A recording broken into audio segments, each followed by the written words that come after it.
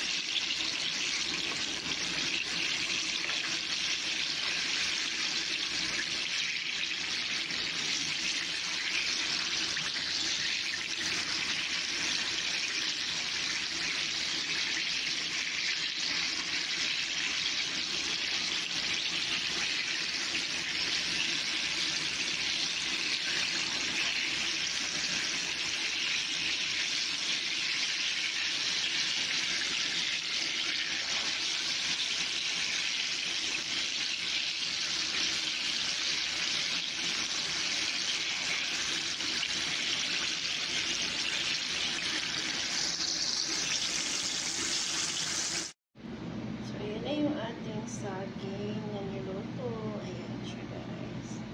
So, parang 2 page na turon din siya. Ayan siya. Ito na yung finished product. Thank you for watching. May merienda na kami. Akong maisip na gagawin. Kundi magluto nito pang merienda. Ayan siya. Turon.